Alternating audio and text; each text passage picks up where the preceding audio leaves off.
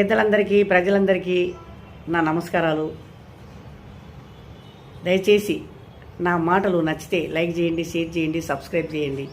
నేను కొన్ని పెద్దవాళ్ళ గురించి, ప్రజల గురించి 4 మాటలు చెప్పాలని అనుకుంటున్నాను. దయచేసి నా మాటలు మీకు నచ్చుతాయని కోరుకుంటున్నాను. ఇప్పుడు మన ప్రజా దర్బార్ అని పెట్టారు, ప్రజా పాలన అని పెట్టారు.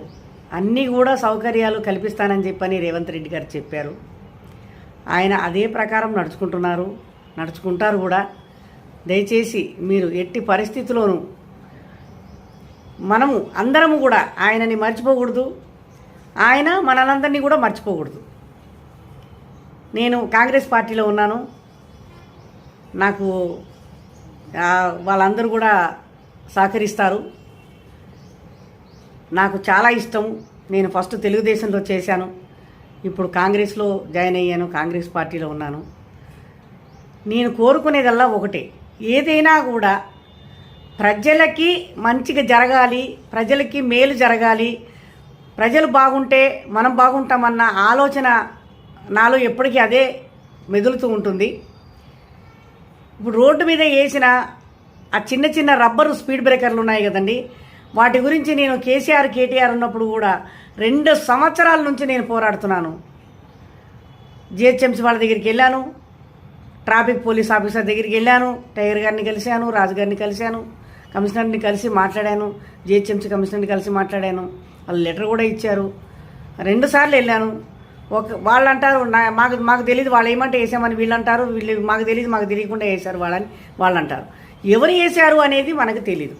ఎవరన్నా వేయనియండి, కానీ వాటి వల్ల ప్రజలకు మాత్రం చాలా నష్టాలు జరుగుతున్నాయి. ఎవరికి చెప్పుకునే టైం లేదు, ధర్నాలు చేసే ఓపిక లేదు, వచ్చే ఆఫీసులు వెంబడి తిరిగి ఓపికతో మాట్లాడే ఓపిక లేదు, అంత టైము లేదు. ఎవరి కడుపు తిప్పలు వాళ్ళది, ఎవరి బాధ వాళ్ళది. ఎవరు పొద్దున లేచి కుక్కల్లాగా పరిగెత్తడం కడుపు కోసం, ఇంటి కోసం, ఇంటి సంసారం కోసం, పిల్లల కోసం, తన కోసం పరుగులో పరిగెత్తడమే సరిపోతుంది. కానీ ఆగి దాని గురించి నిలబడి దానికోసం మనం ప్రయత్నం చేద్దామన్న ఆలోచన కానీ, శక్తి కానీ, టైం కానీ, ఓపిక కానీ జనాల్లో లేదు. ఎందుకంటే అంత టైం దొరకట్లేదు జనాలకి. కాబట్టి ఇది ప్రభుత్వమే చేయాలి, ప్రభుత్వమే పట్టించుకోవాలి, ఇది ప్రభుత్వం వల్లే అవుతుంది అని చెప్పి నేను 2 సంవత్సరాల నుంచి పోరాడినా ఇంతవరకు కూడా ఏమీ జరగలేదు. ఇప్పుడు జరుగుతుందని కోరుకుంటున్నాము. దయచేసి రేవంత్ రెడ్డి గారికి నేను విన్నవించుకుంటున్నాను ఏంటంటే, ఆ రోడ్డు మీద ఉన్న హైదరాబాద్లో మొత్తం కూడా వాటి వల్ల బళ్ళ మీద వెళ్తూ ఉంటే, ఇప్పటికీ 2-3 లేడీస్ కూడా సిల్కు చీరలు కట్టుకుంటే దాని మీద కూర్చుంటే, మొగుడు నడిపిస్తే ఎండకాల భారీ కూర్చుంటే ఆ దడదడ ఎత్తేసుడికి స్లిప్ జారిపోయి కింద కూడా పడ్డ వాళ్ళు కూడా ఉన్నారు, నడుములు ఇరిగిపోయిన వాళ్ళు ఉన్నారు, దెబ్బలు తగిలిన వాళ్ళు ఉన్నారు.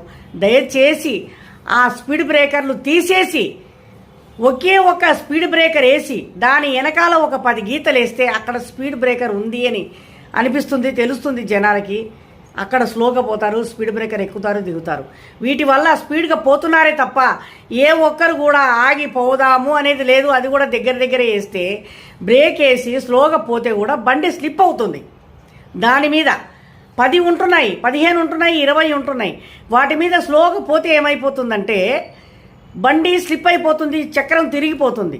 దానివల్ల ప్రజలకు నష్టమే జరుగుతుంది కానీ లాభం జరగదు. కానీ ఇది ఎవరు కనిపెట్టారో, ఎవరు చెప్పారో, ఎవరికి దుర్బుద్ధి వచ్చిందో, ఈ దుర్మార్గం ఆలోచన ఎవరికి వచ్చిందో, ఏ దుష్టులు ప్రయోగించారో, ఇది ఏ దుర్మార్గులు ప్రయోగించారో, దేని గురించి ప్రయోగించారో. హాస్పిటల్ వాళ్ళ దగ్గర ఏమైనా లంచం తీసుకున్నారా?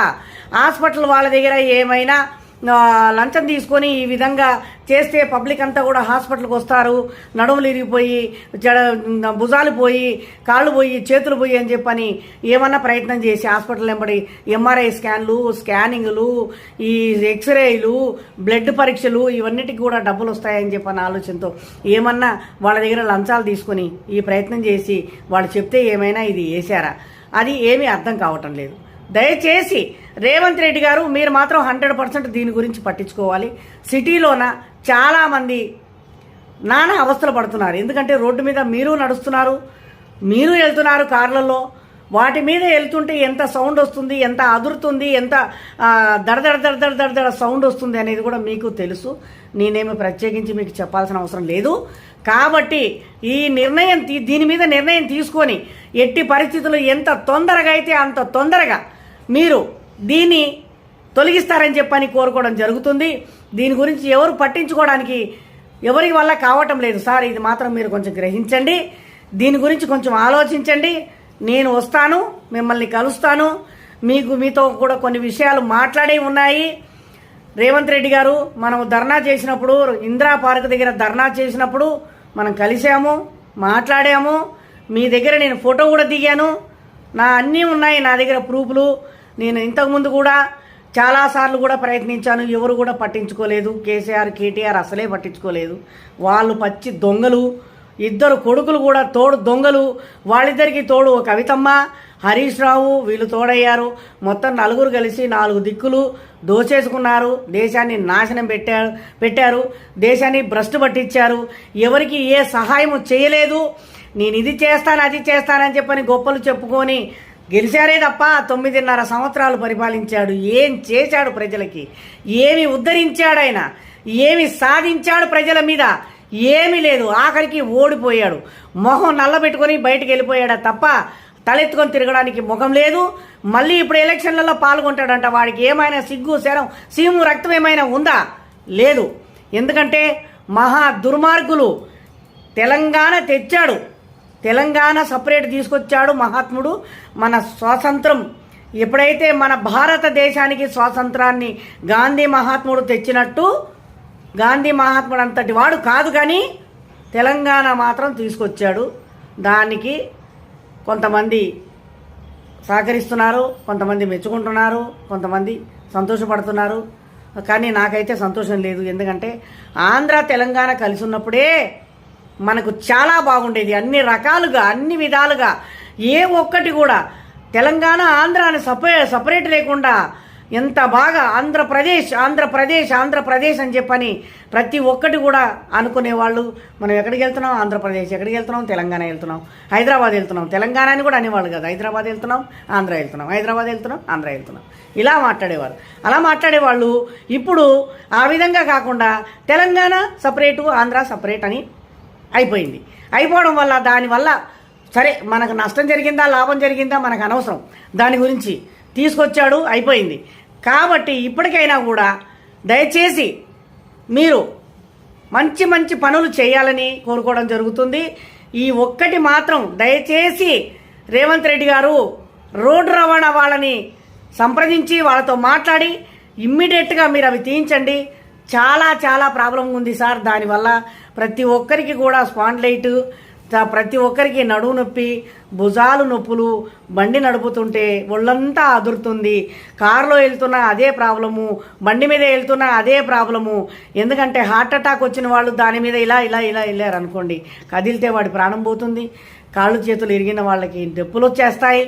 కానీ కడుపుతో ఉన్న వాళ్ళు కూడా ఒకవేళ హాస్పిటల్కి వెళ్ళాలంటే దాని మీద ఎంత ప్రాబ్లం అండి. అంబులెన్స్లు వేసుకుని వెళ్తే చాలా కష్టంగా ఉంది. రేవంత్ రెడ్డి గారు దయచేసి మీరు ఇదొక్కటి మాత్రం, నేను ఎన్ని సంవత్సరాలు మొత్తుకున్నది పోయింది. ఇప్పుడు మీ దగ్గర నేను మొరబెట్టుకుంటున్నా. నా కోసం నేను ఇల్లు అడగటం లేదు, మీకు నాకు గ్యాస్ అడగటం లేదు, నాకు ఇది కావాలా అది కావాలని కోరికలు నాకు లేవు స్వామి దేవుడా. నేను ఒకటే అంటున్నా, ప్రజలకి మంచి జరగాలని కోరుకోవడం తప్ప నేను ఇంతకు మించి ఇంకా నేనేమి అడగను. నాకేమొద్దు, ఆ భగవంతుడు ఇచ్చిన కాడికి చాలు. అంత అన్నం అంత బట్ట, అంతవరకే. కోరికలు లేవు నాకు. దయచేసి ప్రజలందరికీ మేలు జరగాలని చెప్పనే నేను కోరుకుంటూ ఉన్నాను. కాబట్టి ప్రజల కోసమే మీరు సహాయం చేయండి. ఈ స్పీడ్ బ్రేకర్లు మాత్రం ఫస్ట్ మెయిన్ ఇంపార్టెంట్, అవి తీయించేసి ప్రజలకి న్యాయం చేయండి స్వామి. దయచేసి రేవంత్ రెడ్డి గారికి ధన్యవాదాలు తెలుపుకుంటున్నాను. సర్వే జనా సుఖినో భవంతు. దయచేసి మీరు ప్రజల్ని కాపాడతారని, ప్రజల్ని కళ్ళలో పెట్టుకొని చూసుకుంటారని, ప్రజలు కూడా మీ వల్ల లబ్ధి పొందుతారని, లాభం పొందుతారని, ప్రజలకి కూడా న్యాయం జరుగుతుందని ఆ భగవంతుడిని కోరుకుంటూ సెలవు తీసుకుంటున్నాను. జై హింద్.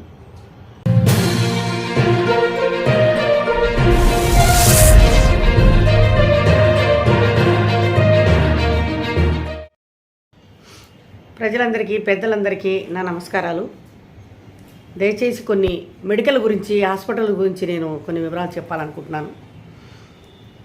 పేషెంట్లు చాలామందే ఉన్నారు, డాక్టర్లు కూడా చాలామందే ఉన్నారు. కానీ గాంధీ హాస్పిటల్ అంత ఘోరమైన హాస్పిటలు, ఉస్మానియా హాస్పిటలు ఎంత ఘోరంగా ఉన్నాయంటే అంత ఘోరంగా ఉన్నాయి. పేషెంట్లని పురుగుల్లాగా చూస్తున్నారు. సోమవారం నుంచి మొదలు పెడితే శనివారం వరకు డాక్టర్లు ఉంటారు. సోమవారం చూసిన మనిషి మళ్ళీ సోమవారమే చూస్తాడంట డాక్టరు. అక్కడ ఇంకొక డాక్టర్ ఉంటే ఆ డాక్టర్కి వెళ్ళి చూపిస్తే సోమవారం రండి, మీరు ఈ సోమవారం వచ్చారు కదా, మళ్ళీ సోమవారమే ఉంటాడు ఈ డాక్టర్ అని చెప్పని అంటున్నారు. మంగళవారం చూసే డాక్టర్ మంగళవారమే చూస్తాడంట, బుధవారం చూసే డాక్టర్ బుధవారమే చూస్తాడంట. అంటే 7 రోజులు డాక్టర్లు చూసేవాళ్ళు 7 రోజులకి మళ్ళీ వెళ్ళాలి. అంటే దీని అర్థం ఏంటి అంటే 7 రోజుల దాకా ఎక్స్రేలు తీశారు, బ్లడ్ టెస్టులు చేస్తున్నారు. వీటి రిపోర్ట్లు చూపించాలంటే మళ్ళీ వారం రావాలా? అంటే ఈ బాధ ఉన్నోడికి ఏ రోజు చూయించుకొని ఆ రోజు మందులు వేసుకొని బాగు చేయించుకోవాలని చెప్పని పేషెంట్ కోరుకుంటాడు. కానీ ఈ వారం నుంచి వచ్చే వారం రా, వచ్చే వారం నుంచి మళ్ళా వారం రా, ఆ రోజే డాక్టర్లు ఉంటారు మేము చూడము అని అంటే వీళ్ళంతా డాక్టర్లు కదా? ఎందుకోసం వచ్చి వీళ్ళు వృత్తి చేస్తున్నారు? ప్రజల కోసం చేస్తున్నారా, లేకపోతే వాళ్ళు ఎంజాయ్ చేసుకోవడానికి, వాళ్ళు ముచ్చట్లు పెట్టుకోవడానికి, వాళ్ళు మీటింగులు పెట్టుకోవడానికి హాస్పిటల్కి వస్తున్నారా? ఆడ డాక్టర్లు అట్లాగే ఉన్నారు, మగ డాక్టర్లు అట్లాగే ఉన్నారు. ఎందుకండి ఈ విధంగా పీడ్చుకు తింటున్నారు జనాలని? కొన్ని సంవత్సరాల నుంచి కూడా గమనిస్తున్నాము. మొన్న ఎల్టీ హాస్పిటల్కి బోన్స్ ప్రాబ్లం అని వస్తే బోన్స్ ప్రాబ్లం డాక్టరు మళ్ళీ వారమే వస్తాడంట. గుండె నొప్పి డాక్టరు గుండె నొప్పి మళ్ళా గుండెకి ఏదైనా ప్రాబ్లం అయిందంటే మళ్ళీ ఆయన ఏ రోజైతే బుధవారం చూస్తాడో బుధవారమే చూస్తాడంట. ఇది ఎక్కడ పద్ధతి అండి? ఇది డాక్టర్ అన్న తర్వాత జనరల్ డాక్టరు అన్న తర్వాత జనరల్గానే చూడాలి, లేదా స్పెషల్ డాక్టర్గానే చూడాలి. ఇప్పుడు జనరల్గా చూసే డాక్టరు ఒక రూమ్లో ఉండాలి. స్పెషల్గా గుండె హాస్పిటల్ ఇప్పుడు జనరల్గా చూసే డాక్టర్ ఒక రూమ్లో ఉండాలి. ఇప్పుడు గుండె చూసే డాక్టర్ ఒక రూమ్లో ఉండాలి, ఎముకల డాక్టర్ ఒక రూమ్లో ఉండాలి, కడుపు నొప్పి డాక్టర్ ఒక రూమ్లో ఉండాలి. అంతే. పూర్వకాలంలో ఒక 50 ఏళ్ల కిందట అన్నిటికీ కలిపి ఒకటే పెన్సిల్ ఇంజెక్షను, అన్నిటికీ కలిపి ఒకటే మందు, అన్నిటికీ కలిపి ఒకే డాక్టరు ఉండేవాడు. ఇప్పుడు కంటికి వేరే డాక్టరు, పంటికి వేరే డాక్టరు, పెదవులకు వేరే డాక్టరు, ముక్కుకు వేరే డాక్టరు, చెంపలకు వేరే డాక్టరు, గడ్డానికి వేరే డాక్టరు, ఈ కాలుకు ఒక డాక్టరు, ఆ కాలుకు ఒక డాక్టరు, ఈ చేయికి ఒక డాక్టరు, ఈ చేయికి ఒక డాక్టరు, మెడకు ఒక డాక్టరు, ఈపుకు ఒక డాక్టరు, నడుముకు ఒక డాక్టర్. ఏం డాక్టర్లు అండి? ఏమి డాక్టర్లు వీళ్ళంతా? ఎందుకు చదువుకుంటున్నారు? సంకనాకనికి చదువుకుంటున్నారు డాక్టర్ కోర్సులు. బీమార్ వచ్చింది మనిషికనంటే ఆ బీమార్ పరిస్థితి తెలుసుకోలేని వాడు డాక్టరేనా? వాడు డాక్టర్ వృత్తికి పనికి వస్తాడా?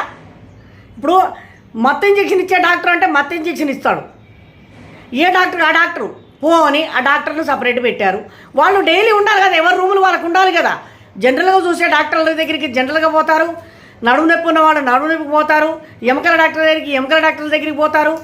ఏ బాధ ఉంటే గుండె నొప్పి, ఇవన్నీ కూడా కిడ్నీ ప్రాబ్లము, లేకపోతే అల్సర్ ఉంది, వీటికి ఎన్ని రోగాలు ఉన్నాయండి. అన్ని రోగాలకి ఒక్కొక్క డాక్టరు ఈ రోజు వచ్చామంటే టెస్టులకు పంపించారంటే టెస్టులు రేపు తీసుకొని ఎక్స్రే రిపోర్ట్ తీసుకొని బ్లడ్ టెస్టుల రిపోర్ట్ తీసుకొని మళ్ళీ రేపు వెళ్ళి డాక్టర్ చూపిస్తే వాడు మందులు రాసిస్తే ఆ మందులు వాడితే పేషెంట్కి తగ్గుతుంది. ఈ వారం వచ్చి మళ్ళీ వచ్చే వారం రా నువ్వు హాస్పిటల్కి అని అంటే వారం రోజుల దాకా హాస్పిటల్కి తిరుగుతూనే ఉండాలనా? బ్లడ్ రిపోర్ట్కి ఏది రాయించుకోవడానికి ఒకసారి వెళ్ళాలి, బ్లడ్ ఇవ్వడానికి ఒకసారి వెళ్ళాలి, రిపోర్ట్కి ఒకసారి వెళ్ళాలి. పోనీ వెళ్తామే అనుకో, డాక్టర్ ఉండాలి కదా చూపించడానికి. లేదండి ఈ డాక్టర్ ఇవాళ రాడండి, మీరు ట్యూస్డే కానీ ఫ్రైడే కానీ రండి. ఏంటి సార్ ఇది? ఏం హాస్పిటల్స్ ఇవి? గవర్నమెంట్ హాస్పిటల్స్ ఇదేనా పద్ధతి? ఈ గవర్నమెంట్ హాస్పిటల్లో ఈ విధంగా ఈ దరిద్ర డాక్టర్లు సతాయిస్తున్నారు కాబట్టే జనాలంతా ప్రైవేట్ హాస్పిటల్స్కి వెళ్తున్నారు. ప్రైవేట్ హాస్పిటల్లో విపరీతంగా ఫీజులు వేసి దండుకుంటున్నారు. ఒక్కొక్క డాక్టర్ కన్సల్టింగ్ ఫీజు 800, 1000 రూపాయలు, 650, 500. ఏంటండి ఇది? వాడి దగ్గర ఉండొద్దు ఆ డబ్బులు కట్టడానికి? అందరూ ఉన్నవాళ్ళే ఉంటారా? అందరు ఇన్సూరెన్స్ తీసుకున్న వాళ్ళే ఉంటారా?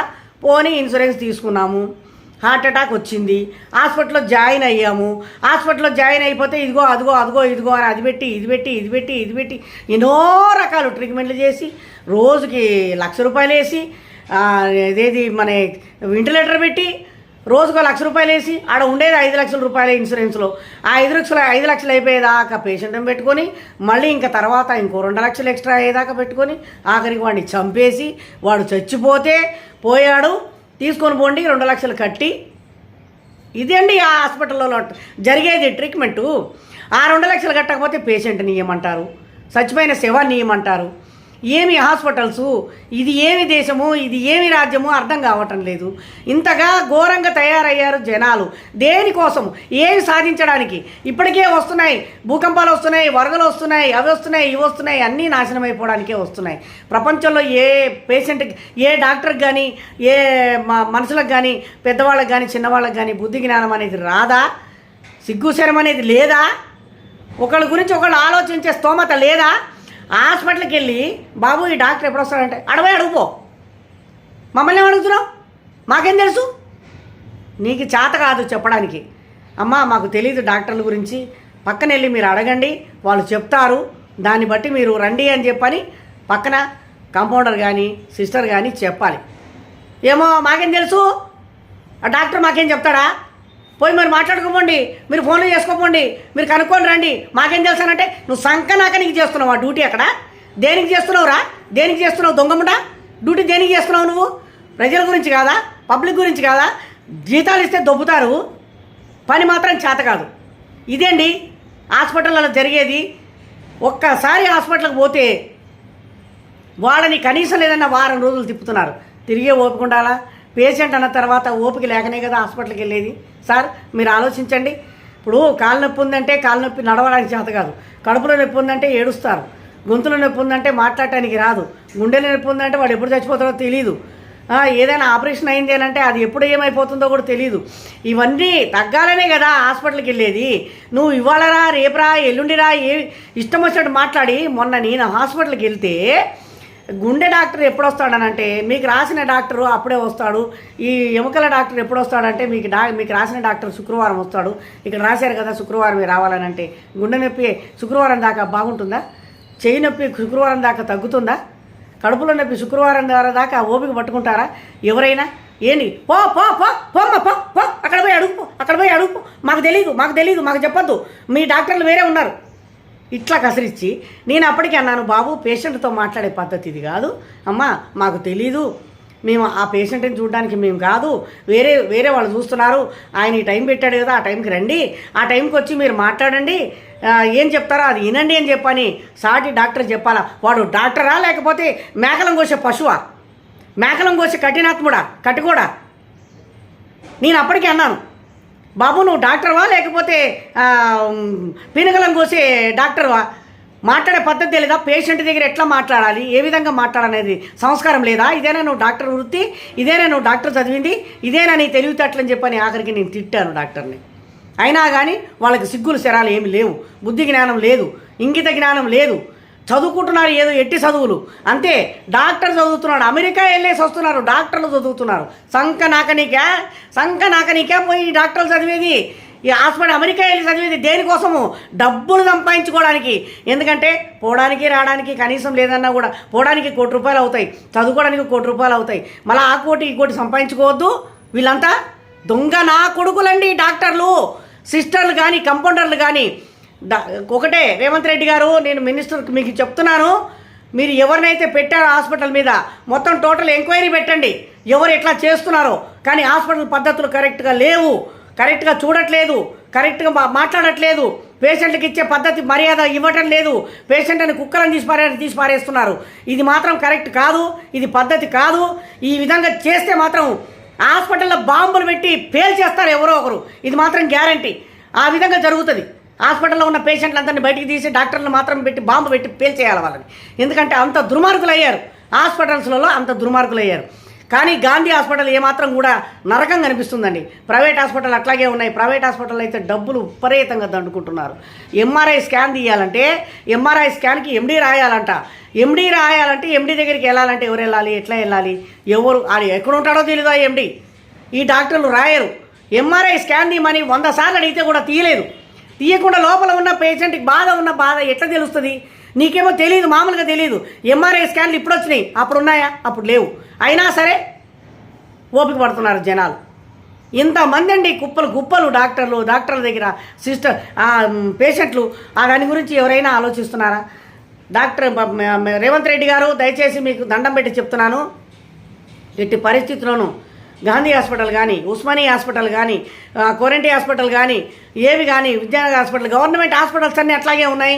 గవర్నమెంట్ హాస్పిటల్ మీద ఒక చెక్కింగు, ఒక కన్నేయండి, మీరు ఒక చెక్కింగ్ పెట్టండి. వాళ్ళని ఎవరెవరు ఏ విధంగా పీడ్చుకు తింటున్నారో వాటి గురించి మీరు ఎంక్వైరీ చేయండి. ఆ హాస్పిటల్లో డాక్టర్లకు కొంచెం వార్నింగ్ ఇవ్వండి. వాళ్ళు రోజు చూసే డాక్టర్లు రోజు చూడాల్సిందే, అంతే. ఒక పేషెంట్ వెళ్ళిందంటే రోజు జనరల్ డాక్టరే, ఎముకల డాక్టరే, ఎవడైనా సరే రోజు చూడాల్సిందే, ప్రతిరోజు చూడాల్సిందే. ఈరోజు చూసినప్పుడు నేను వచ్చే వారం చూస్తా అంటే మాత్రం కుదరకూడదు. ఈ విధంగా మీరు ఖచ్చితంగా మీరు పట్టించుకొని ఇవన్నీ కూడా సర్దిద్దుతారని చెప్పని పదే రేవంత్ రెడ్డి గారు మినిస్టర్ని కోరుకోవడం జరుగుతుంది. తప్పులే ఉన్నట్టు క్షమించండి. నచ్చితే లైక్ చేయండి, షేర్ చేయండి, సబ్స్క్రైబ్ చేయండి. జై హింద్.